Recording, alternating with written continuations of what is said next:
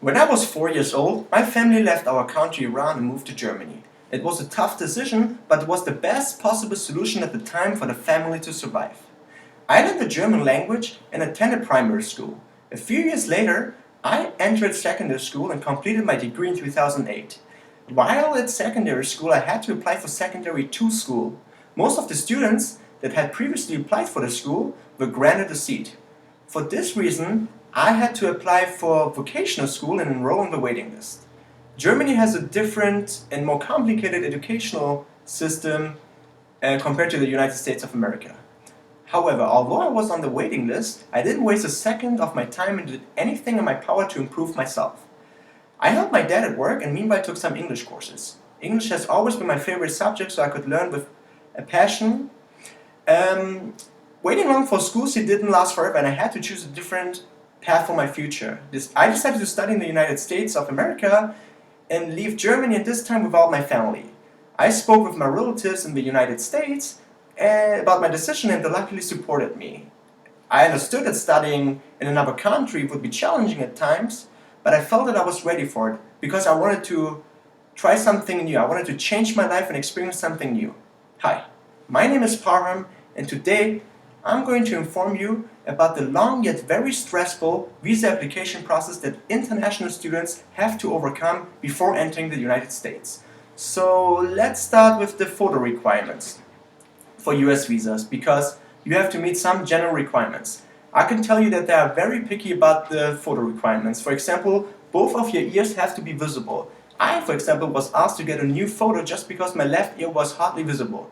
They also have strict rules about the picture measurements. According to the website of the US Embassy, the face of any applicant should cover 50% of the area, and the head should measure 28 millimeters to 35 millimeters.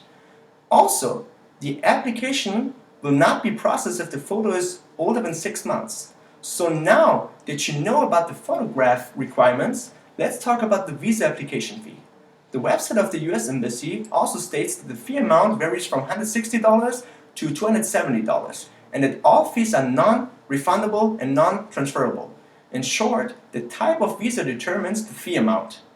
But there are some other fees with a high amount.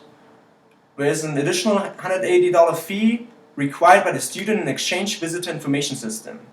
Alright, now you learned a lot about the visa application fees, but let's finish with the required documents needed for the visa interview.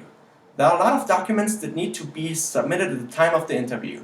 You need a valid passport with a photograph that I talked about a few minutes ago.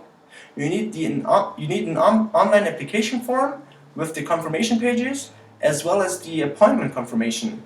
You need the forms from the school you plan to go in the United States, like the I-20, which is required for all non-immigrants, and you can show up without the I-20 form. So before making an appointment, it is important to have the signed I-20 ready, and it takes several weeks for the form to arrive in your home country.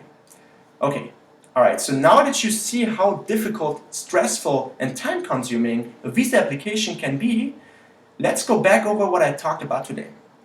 So today I've spoken with you about the strict application process for non-immigrants. I have explained the photo requirements, informed you about the visa application fee, including some other required fees. It is important to know that the visa application can be cancelled or withdrawn at any time if any of the above requirements are not met for any reason. I hope you can now understand how frustrating and stressful the whole process can be.